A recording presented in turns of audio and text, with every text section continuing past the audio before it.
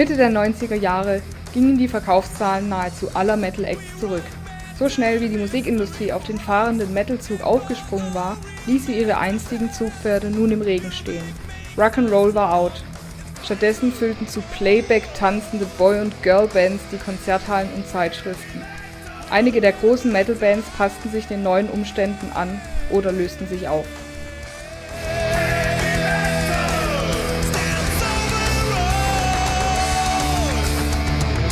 Unser Proberaum hat der wirklich immer gelebt. Die hatten 3-mal die Woche Probe und was außerhalb passiert ist, haben wir aber gar nicht mitgekriegt. Ja, das war Wahrscheinlich egal. Ne? Es gab immer geile Musik. Für mich selber war der Metal nie tot, ich habe immer Heavy Metal gehört. Und das kann ich wie auf so eine Scheiße kommen. Keine Ahnung mehr. Irgendwelche Schreiberlinge oder wer sich das ausgedacht hat, weiß ich nicht. Ich glaube, da alle schreiben damals. Vielleicht haben ja die einen oder anderen haben den Metal tot geschrieben, aber die wahren Metal-Fans, die haben immer gelebt und hatten Spaß. Bielefeld. Vom Mainstream völlig unbeachtet entwickelte der Heavy Metal eine noch nie dagewesene Vielfalt. Zwar waren die Hallen nicht mehr so groß wie noch vor 5 Jahren, dafür war man jetzt wieder unter Gleichgesinnten. Genau für diese Leute schrieben Wizard die Songs für ihr zweites Album, das 1997 erscheinen sollte.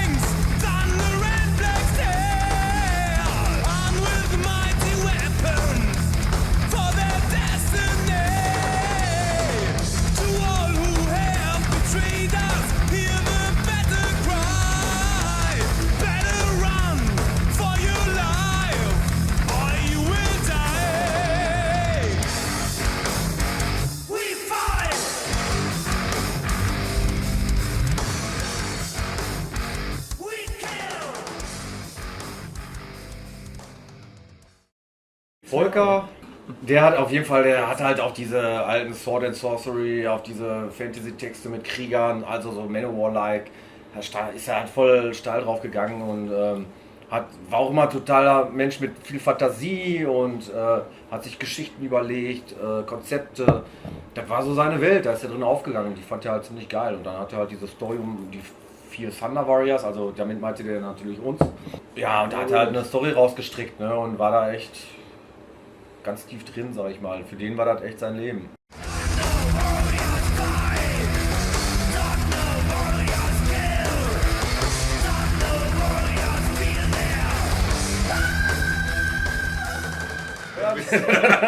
Es gibt ja auch diese ganzen Zwischenspiele zwischen den einzelnen Songs, wo ja dann auch diese Storys erzählt werden, so angelehnt auch so ein bisschen an Manowar von wegen Father, tell me a story. Ja, und die ganzen Geräusche dazwischendurch, die haben wir dann auch im Studio gemacht. ja. Auf irgendwelchen Blechen draufgehauen, Ja, mit so eine- Äxten und Schwertern. auf so einer haben uns Autotür, fast weißt den du noch? Finger abgeschnitten. Ja, Das war gefährlich. Das war aber ein Kassenalbum auch. Ne? Ja, sind wir in so ein Reitergestüt gefahren, ne, und die haben dann so einen Hengst zu so einer Hengstin, oder wie heißt das? Hengstin. Oh, Hengstin. Und dann ist der Hengst Hat ausgeflippt, der weil er Hengst hingepoppt. weil ja Frau Pferd gesehen hat, ne, und dann ist der aufgeflippt. Und wir haben mit dem Mikro da, ne, und haben das Bier aufgenommen von hinten, ich weiß noch, damit wir dieses Das war auch Pferdebier gefährlich. Der war auch sehr gefährlich. Sehr Ja. gefährlich. Der Hengst ist steil gegangen.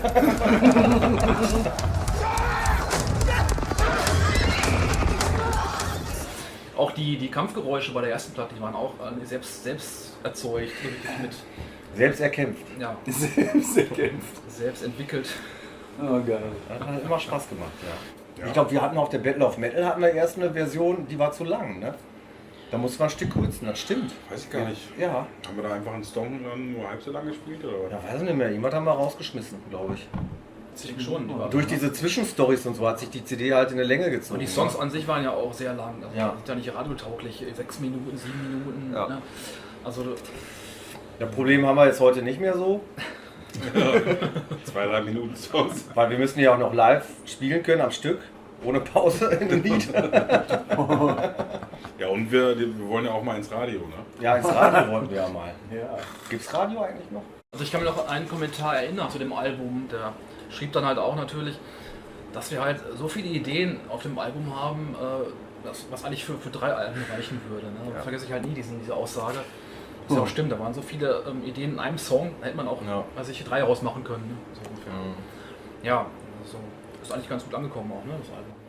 Ja, aber nicht gut genug, weil ich weiß noch, damals kam nämlich zeitgleich, so ungefähr, kam die von Hammerfall, die Glory to the Brave raus. Und wo ich die gehört habe, das erste Mal, fand ich die natürlich auch super geil. Und ich dachte, boah, das ist ja genau das gleiche, was wir mit der Battle of Metal gerade aufgenommen haben.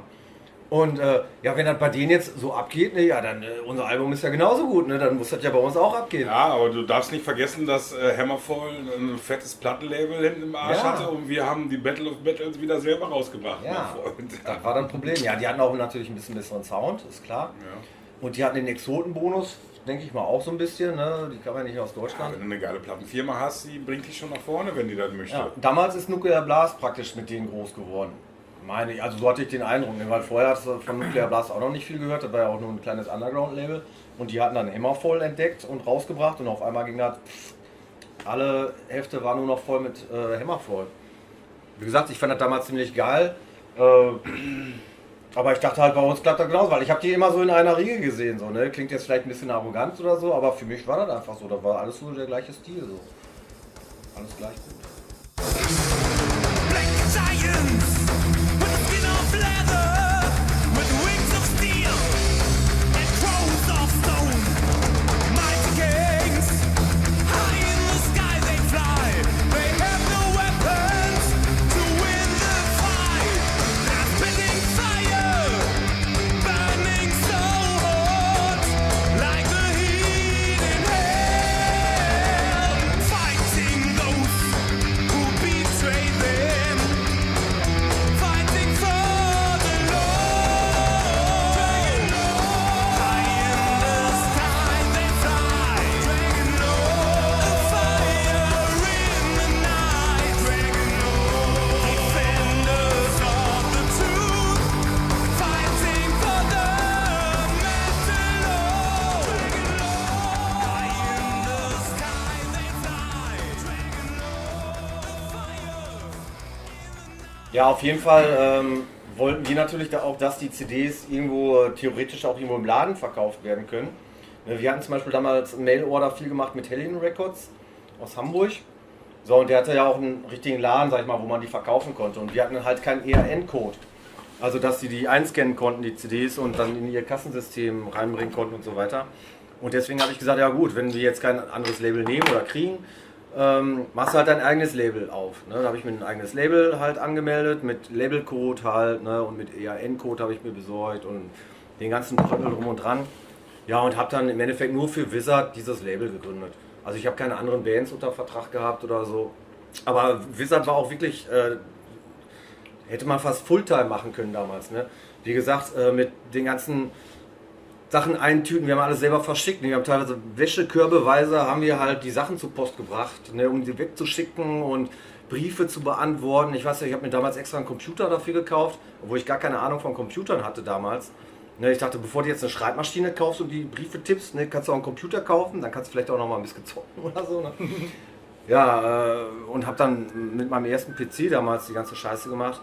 Da war super viel Arbeit und ich war eigentlich auch froh, wo wir dann irgendwann mal also beim richtigen Label untergekommen sind und dass ich mein Label Bro Records dann einfach sein lassen konnte und mich dann auf andere Sachen konzentrieren konnte.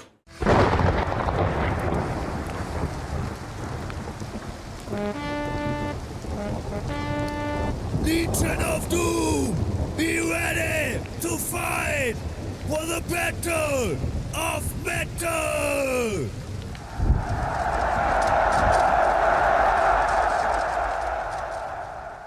Also wir hatten verschiedene Fanclubs mal. Also wie gesagt, einmal aus Südafrika hat das ein so ein Typ gemacht. Ja, und dann einer, der das ein bisschen besser gemacht hat, war Jörg Brenzel, der hat das eine ganze Zeit lang gemacht. Unser Iron Postman of Steel aus Lüdinghausen. Aber das ist halt auch aus Initiative von den Leuten halt gekommen. Ne? Die haben uns angesprochen, können wir da was machen, unterstützt ihr uns, und ja, haben wir dann natürlich auch versucht zu machen, und ja, aber letztendlich war das in der Regie von den Leuten halt, die den gemacht haben, also unter anderem jetzt Jörg Brenzel zum Beispiel. Auf Jörg. Auf Jörg. Auf den Jörg. Jörg, Stößchen. Stößchen. Heiß darauf, live zu spielen und mit einem gefeierten Album im Gepäck bereisen Wizard 1997 unter anderem mit Sacred Steel, Death SS, Edguy, Paul Di'Anno, Goddess of Desire und Paragon das europäische Festland. Wo sie auftauchen, hinterlassen sie glückliche Fans und schockierte Hotelbesitzer. Mit Edguy haben wir in Südtirol gespielt, Italien, ne? Ja, in Italien. Da mussten wir ganz schnell abhauen. Da mussten wir ganz schnell abreisen. Das Hotelzimmer hat die Partynacht nicht überlebt. Der Fernseher Das ist ja auch genau. nicht.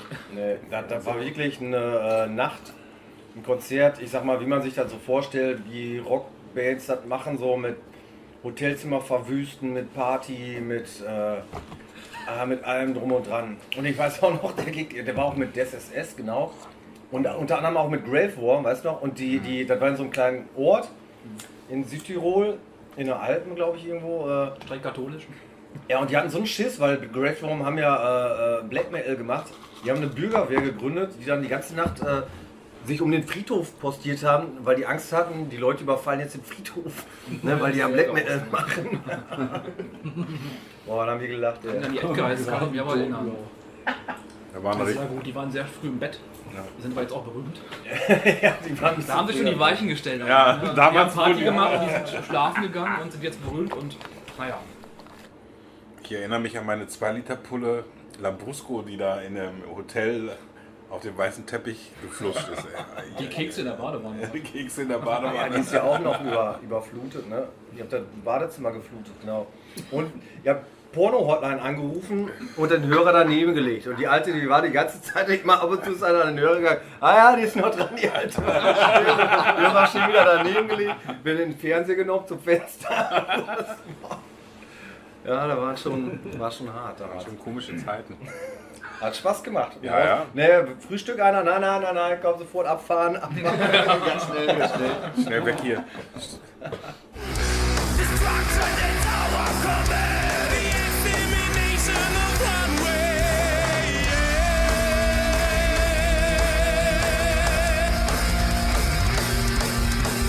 Murder is our performance. The wind is our test. Made by the devil, we cross the land. Da ist der Sören, war halt ein Schulhof, dann eine Rampe, wo du hochfahren konntest, und Treppen. Sören ist die Rampe hochgefahren, hat alles eingeladen, und ich weiß, ich stand auf dem Schulhof, einer am Piefen. Was macht der da aber wirklich? Ich wollte da rückwärts ranfahren. Mit Vollgas ist der die Treppen da runtergeheizt. Da kannst du dir gar nicht vorstellen. Rabau! Ich so, Sören! Ich hab das nicht gesehen. Ich weiß ja, ich musste ja im Auto. Ich habe mich so Blume aus dem Mund gefahren. Da waren wirklich einige Stufen. Da waren einige Stufen, ja. Hat er da, weiß nicht, was war das da? Jemand war aufgerissen? Der Tank. Tank war Ja, die Spritler hat doch. 80 Liter Benzin ausgelaufen. Ja, genau, wir waren gerade tanken. Ne? Ein Audi Die 100. Feuer war ja zum Glück genau gegenüber. Ja. Die konnten dann direkt. Ja, aber ich habe das nicht gesehen. Ich wollte rückwärts ist fahren, klar. ne, und die Stufen gingen ja runter und ich habe nur nach vorne, ich habe die Tür gesehen. Ja klar gehen die Stufen runter, was glaubst du denn? Fährst du mal bis zur Tür? Ja, ich habe ja keine Stufen gesehen, Alter. Und dann bin ich rückwärts an die Tür gefahren, nur auf einmal saß ich in so einem Loch. Ja, mein Gott, steht Tennis. Ja. Das war auch, glaube ich, zu der Zeit in Ramsdorf. Da haben wir da in der Diskothek gespielt. Ja, und danach wieder schön Party gefeiert. Konzert war ganz nett. Waren aber nur so, ja, die ganzen umliegenden Bauern da mit ihren Töchtern. Gut aussehen. Ja, ich weiß gar nicht. Alle sind nach Hause gefahren, nur wir sind übergeblieben irgendwie, ne? Ja, auf jeden Fall waren Sören und ich hackenstramm. Und Sören hat dann irgendwann einen Flash gekriegt. Eigentlich wollten wir im Auto schlafen. Und dann bin ich gerade eingeschlafen. Dann fängt er an zu fahren. Ich die Tür aufgerissen. Weiß gar nicht, Handbremse gezogen. Keine Ahnung, was das Auto stand quer auf die Straße. Ich so, Sören, was machst du? Voll nach Hause. Der war richtig hackenstramm. Da fing er an, mit mir Schlägerei zu machen auf der Straße. Ja, habe ich den da stehen Da gelassen. kommen auch noch die Bullen. Ne? Da kamen noch die Bullen, er hatte an den Bullenwagen gepisst. Ja, da habe ich den dann stehen gelassen und dann, weiß ich gar nicht, irgendwo habe ich ein Taxi angehalten und bin nach Du hast den Born Autoschlüssel gefahren. mitgenommen. Und den Autoschlüssel habe ich natürlich mitgenommen. Auf den Stand quer. Mitten in der Bauernschaft. Ja. Kilometerweit kein... nix. Ja, und am nächsten Tag ruft er mich an, Sven, ich weiß nicht, kannst du mich abholen? Ja, weißt du, wie ich da aufgewacht bin? Da fahre ich da hin, da steht sein Auto mitten auf dem Trödelmarkt. Und der lag da drin, hackenstramm. Ja, ich bin aufgewacht morgens. Oder so, weißt du, wie man so aufwacht mit so einem Schädel. Erstmal so ein Auge auf und ich hörte nur so irgendwie an der Scheibe so, nee, der lebt noch. Nee, guck mal, der atmet doch. Und ich so, hä? Bin wieder, glaube ich, eingepennt. Irgendwann bin ich wieder wach geworden. Und wieder so Leute an der Scheibe irgendwie und ich guck so aus dem Auto raus, stehe mitten in so einem Trödelmarkt. Da hatten die morgens die Straße abgesperrt und haben Trödelmarkt gemacht. Und wir standen mit dem Auto quer auf der Straße und alle Leute drumherum. Und ich saß mitten im Auto. Du musst kaufen. Das sagt die Scheiße. Aber der konnte ja auch nicht an der Seite fahren, weil ich hatte den Schlüssel. Ja, war schon peinlich. Hammer, ey. Ja, und unser Backdrop. Wir hatten für 5000 D-Mark, haben wir einen Backdrop machen lassen. 5 mal 7 Meter, ja sicher. Das war richtig teuer. Das war ja mit Brandschutzbeschichtung, dann mit Leuchten im Dunkeln, weißt du noch? Airbrush. Handgemalt. Das war richtig scheiße teuer. Und was war? Wir waren alle besoffen und haben das irgendwo liegen lassen. Ja. Einer Backdrop mit? Nö. Keine Ahnung. Hast du das mitgenommen? Nie wieder aufgetaucht. Hast du da mitgenommen? Nö. Der liegt jetzt wahrscheinlich in irgendeinem Altkleidercontainer. aber- Ich Der war ja so groß, da da konntest du einen Heißluftballon draus machen. No one can stop our battle of metal. All of our way, or you feel our steel. Our hate will burn you. Feel the power for heart. Our hate will burn you. Riding lightning in the dark. Our hate will burn you. The day will come when we piss in your face.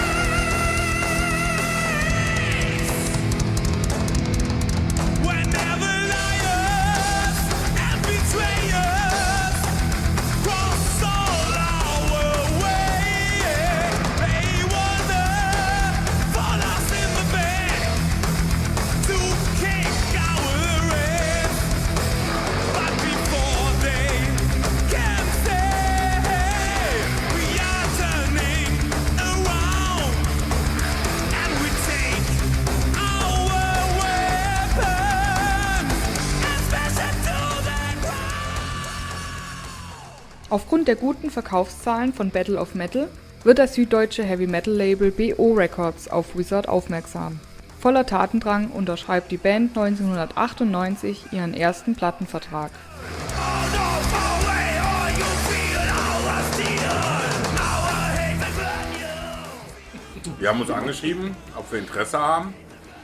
Und ja, da war so der erste Plattenvertrag, der in unseren Augen vernünftig aussah, wo wir nichts bezahlen mussten oder sonst irgendeinen Dreck machen.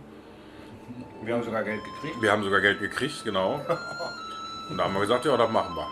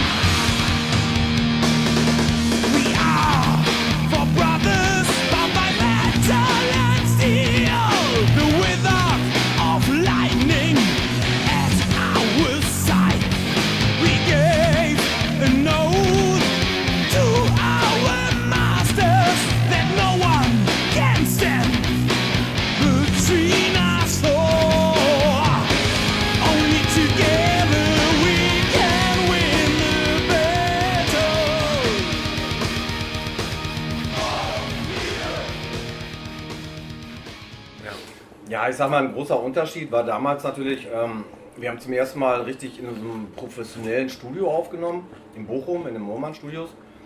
Und damals haben wir auch noch ein bisschen geübt mit den Instrumenten und alles. Ne? Das heißt, wir sind auch noch ein bisschen besser geworden.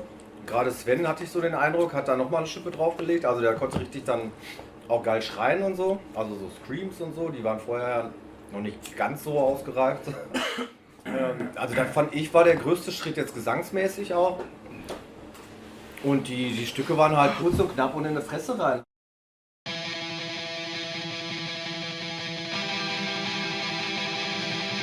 They are two different nations, born on the same land. For years they wait for the battle, the decision, the dream life will dare. They says they have to prepare their weapons, the sword axe and steel. Now it is time to saddle the horses, thousand of warriors and tales. To the glory of God, for your brothers and sisters. Brave warrior, fight for victory. Das kam so, glaube ich, einfach rausgesprüht aus uns. Das war einfach so die Zeit, unsere Lebenseinstellung. Also Ich glaube, die Songs haben im Endeffekt die Zeit, die wir gelebt haben, wieder gespiegelt auch. Ne? Sturm- und Drangzeit. ja, Ja, ich glaube, man war ja auch beeinflusst so ein bisschen, ich sag mal, durch Konzerte mit Sacred Steel oder so, die waren ja immer ein bisschen härter noch als wir. Man hat von jedem auch so ein bisschen was mitgenommen, ne? So, was, wie, guck mal, boah, geiles Stück haben sie da gehabt, ne? Boah, komm, lass auch mal was Schnelleres spielen oder... Ja, man hat sich ja immer so auch beeinflussen lassen, so ein bisschen, so im gewissen Kreise, sag ich mal jetzt. Ja, aber allein der Song Hammer Bow war doch, alleine der war so ja schon... Feedbacks habe ich ja ewig für gebraucht. Ah, da ist er. Hail the new lords, chosen by the dragon lords.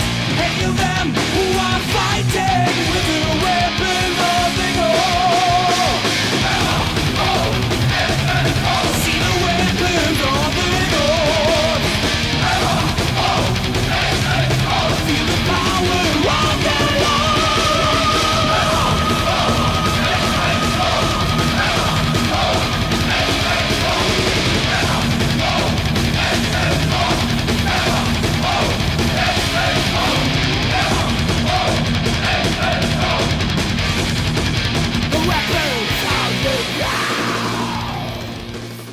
Dark Wings ist ein feiner Song. Red eyes, red blood, red fire on dark wings. They fly through the black night.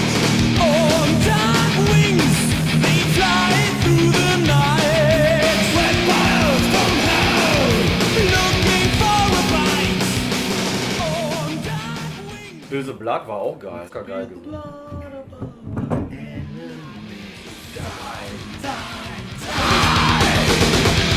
Enemy die!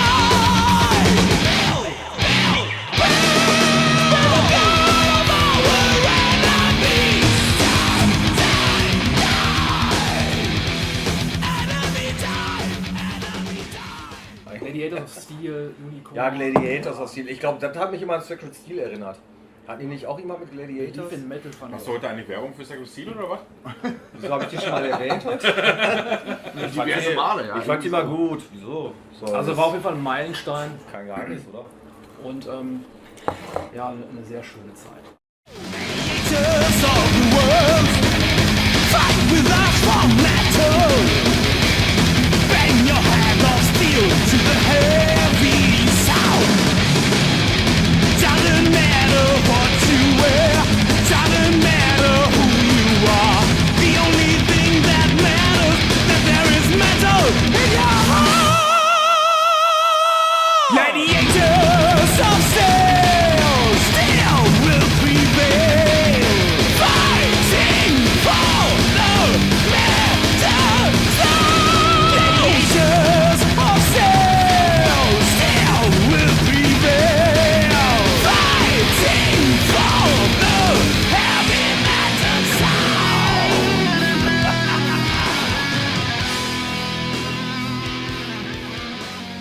Also das Cover war zum ersten Mal auch relativ professionell. Ja, und guck mal, das sind ja auch wir, ne? Die 4 Thunder Warriors. Guck mal. Ja. Jeder von uns hatte ja eine Waffe. Du hattest den Bogen, glaube ich, ne? Ich hatte das Schwert. Ich Ich hatte den Hammer. hab den durch. Marci, du hast doch da noch, guck mal, die erste Zeichnung von dem Cover. Können wir jetzt mal muss man in veröffentlichen. meine Wunderkiste greifen. Ah ja, cool. Also so ein erster Entwurf gewesen von dem Cover. Kann man es sehen? Könnt ihr sehen? Könnt ihr sehen? Und das ist ja daraus entstanden. Das ist daraus geworden. Genau. AB-Vergleich. Also ich würde Langjährig. sagen, ihr habt euch damals richtig entschieden. Wobei, die hatten jetzt mehr Muskeln. Ach, der Wahrheit so ein bisschen mehr. Fettpolster. Guck mal, der hat ja sogar auf dem Rücken ein Sixpack. Was ist das denn, ey? Der geht doch gar nicht auf dem Rücken ein Sixpack, du. Von vielen Arbeiten. Hallo, soll ich mal mein T-Shirt ausziehen oder was? Ich weiß auch nicht, ob das Sven von vorne oder hinten liest. Only together we can win the battle.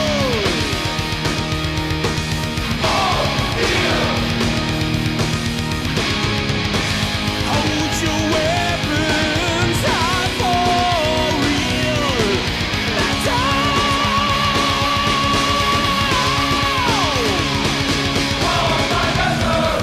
We ride through the world.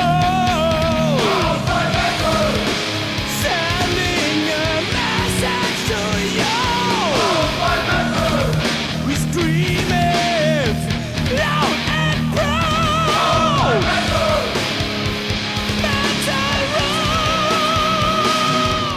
Bound by Metal geht 1999 als Meilenstein in die Bandgeschichte ein. Fanzines auf der ganzen Welt überschlagen sich mit Lob, Metal-DJs spielen Wizard und die Band steht kurz vor dem großen Durchbruch. Aufgrund gesundheitlicher Probleme ihres Gitarristen müssen die für Herbst geplanten Shows leider abgesagt werden. Erst ein Jahr später ist Marci wieder zurück und Wizard bereit für neue Schlachten im Battle of Metal.